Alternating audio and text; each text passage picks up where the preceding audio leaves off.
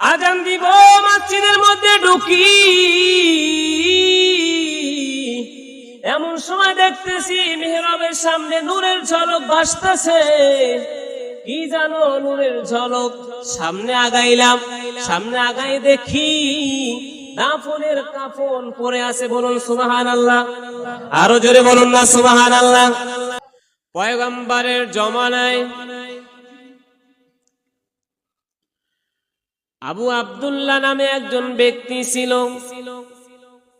আবু আব্দুল্লাহ ছিল মসজিদের মুয়াজ্জিন। আবু আব্দুল্লাহ প্রতিবেশী ছিল একজন যুবক। আবু আব্দুল্লাহ যখন আজান দিতেন, আজান দেওয়ার সাথে সাথে আবু আব্দুল্লাহর সাথে ওই যুবক আজানের সাথে সাথে মসজিদের দিকে ধাবিত হতেন, মুয়াজ্জিনের সাথে নামাজ আদায় করতেন। এত সুন্দর ভাবে হাঁটতেন। আবু আব্দুল্লাহ বলেন, আমি যুবকের উপরে খুব খুশি হয়ে গেছি হাঁটা দেখে। আব্দুল্লাহ বললেন, আমি যখন যুবকের সাথে কথা বলি এত সুন্দর মাধুর্য কথার মধ্যে, আমি যখন যুবকের সাথে কথা বলি এত সুন্দর আদর্শ, এত সুন্দর ব্যবহার, এত সুন্দর স্বভাব ওই যুবকের মধ্যে আমি দেখতে পাই। মনে হয় যেন আল্লাহ ওয়ালা। ধরে বলুন সুবহানাল্লাহ। আব্দুল্লাহ বলতেছেন, আমার মনে মনে বলতেছেন যুবক যেন আমার কাছে কিছু আশা পূরণের জন্য ইচ্ছা প্রকাশ করে। যুবক যেন আমার সাথে কথাবার্তা বলে, আমার সব যুবকের সাথে কথা বলতে মন চায়। আছে না নাই? জোরে বলেন।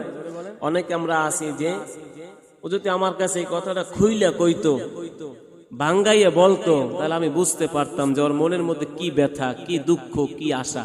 কথা বলেন ঠিক কিনা?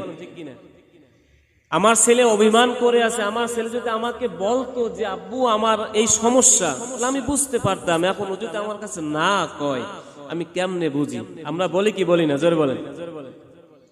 আবু আব্দুল্লাহ মনে মনে ভাবে যুবক যেন আমার সাথে সর্বক্ষণে কথা বলে, কিন্তু যুবক মসজিদের মধ্যে আসে আর নামাজ পড়ে চলে যায়। নামাজ পড়া শেষে জুতা পায়ে দিয়ে ঘরের দিকে ধাবিত হয়, দোকান পারে রাস্তাঘাটে যায় না। আমি ওর আচার ব্যবহার চাল চলন দেখে অনেক খুশি। ও যদি আমার কাছে কথাবার্তা বলে আমি আরো খুশি। আরো যদি আমার কাছে ওর মনের আশা ভাষণা যদি কিছু আমার কাছে ইচ্ছা প্রকাশ করে, ওর যা প্রয়োজন যদি আমার কাছে প্রকাশ করে, আমি হয়তো আল্লাহর উসিলায় ওর আশা ভাষণা প্রকাশ, ওর উদ্দেশ্য সফল করতে পারি। হঠাৎ করে একদিন যুবক আবু আব্দুল্লাহর কাছে আল্লাহ রাব্বুল আলামিনের পয়গম্বরের উপরে যে নাজিলকৃত কোরআন, আবু আব্দুল্লাহর কাছে বললেন, হে আবু আব্দুল্লাহ, আমাকে একখানা কোরআন দিতে পারবেন নি? আমি কোরআন ধার চাচ্ছি, আমি যেন কোরআন তেলাওয়াত করতে পারি, আমার কাছে একখানা কোরআন দিবেন নি? আবু আব্দুল্লাহ বলেন, আমি একখানা কোরআন যুবককে দিলাম। কোরআন খানা দেওয়ার সঙ্গে সঙ্গে দেখলাম যে যুবক কোরআন খানা বুকের মধ্যে জড়াই ধরছেন। আমরা এখন মন করেন হঠাৎ করে যদি 1 মাস পরে বা 1 সপ্তাহ পরে কোরআন সামনে পাই, বুকের মধ্যে জড়াই ধরি না? ধরি কিনা? আল্লাহর কোরআন, কত খুশি আনন্দ।